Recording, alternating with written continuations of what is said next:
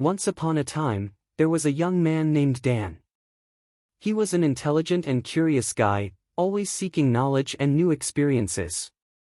However, Dan had a secret addiction: social media. Every day, Dan would spend hours scrolling through his feed, absorbing a multitude of information, photos, and videos.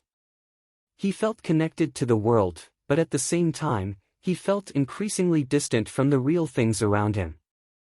Social media had become his trap.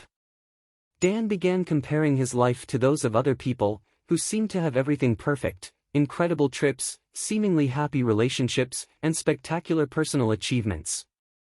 He felt inadequate and dissatisfied with his own life, despite having many good things happening for him. Instead of pursuing his own happiness and discovering his passions, Dan wasted his time chasing the illusion of perfection that social media presented. He wanted to be as popular, as successful as the influencers and celebrities he followed. But deep down, he knew that wasn't true happiness. One day, Dan met a wise person who noticed his dissatisfaction and social media addiction. This person told him, "Dan, life is not a popularity contest. True happiness cannot be found in likes or followers. It lies in real moments, true relationships, and the things that genuinely make you happy." The words of the wise person resonated deeply with Dan. He made a courageous decision to deactivate his social media accounts. At first, it was difficult. He missed that constant feeling of being connected, but gradually, he started feeling more present and content with his life.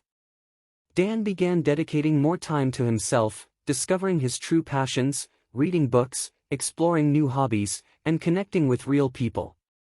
He realized that life had so much more to offer than what social media showed.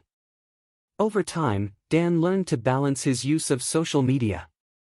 He returned to using it, but in a more conscious and limited way. He filtered out negative content and surrounded himself with information and interactions that enriched him. The trap of social media didn't disappear completely from Dan's life, but he learned not to let it consume him. He understood that true happiness lay in living his own life without comparing himself to others and enjoying every real moment that was offered to him. Dan's story serves as a reminder to all of us about the importance of disconnecting from the virtual world and reconnecting with the real world.